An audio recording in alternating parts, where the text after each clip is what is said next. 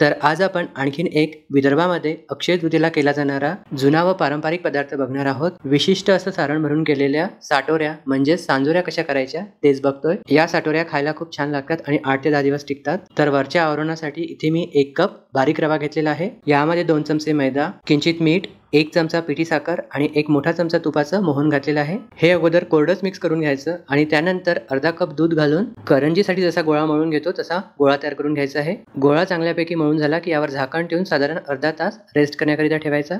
तोपर्यंत आतमधील सारणासाठी एका पॅन मध्ये 2 चमचे तूप गरम करून त्यामध्ये 1 छोटी वाटी खोबरा किस, 1 छोटी वाटी काजूची पूड, 1 छोटी वाटी भाजलेल्या दाण्याचा कूट, 1 चमचा चारोळी आणि 1 चमचा खसखस घातलेली आहे। हे तुपावर थोडा वेळ लो फ्लेमवर खमंग भाजून घ्यायचं। खमंग असा सुवास आला की गॅस बंद करून एका बाउल मध्ये काढून घ्यायचं। यामध्ये मी थोड्याशा वेलच्या व 2 लवंगा याची पूड तयार करून घातलेली आहे। थोडंसं जायफळ किसून घालायचं। यानंतर आवश्यकतेनुसार तुम्हाला कितपत गोड हवा आहे त्यानुसार पिठी साखर ऍड करायची आहे। हे अगोदर मिक्स करून घ्यायचं। हे मिश्रण थोडंसं कोरडं वाटत असेल तर आणखीन 2 चमचे तूप गरम करून यामध्ये घालायचं आहे। हे मिक्स करून याचं टेक्स्चर तुम्ही बघू शकता। तर या टेक्स्चरचं हे आतमधील सारण बनवायचं आहे। हे जे सारण आहे असंच खायला खूप छान लागतं। साधारण अर्धा तास झाल्यावर गोळा पुन्हा एकदा हाताने मळून घ्यायचा। गोळा चांगल्यापैकी मळून झाला की जशा आपण करंज्या करतो त्याच प्रकारे या साटोऱ्या करून घ्यायच्या आहे। तर इथे मी करंजी करण्यासाठी जो आपण साचा वापरतो तोच घेतलेला आहे। लाकडी आणि प्लास्टिक दोन्ही साचे आहेत। छोटा पिठाचा गोळा घेऊन मैद्यामध्ये घोळून पारी लाटून घ्यायची आहे। पारी लाटून झाली की जोही साचा तुम्ही वापरणार आहात त्याला अगोदर मैद्यामध्ये घोळून घ्यायचं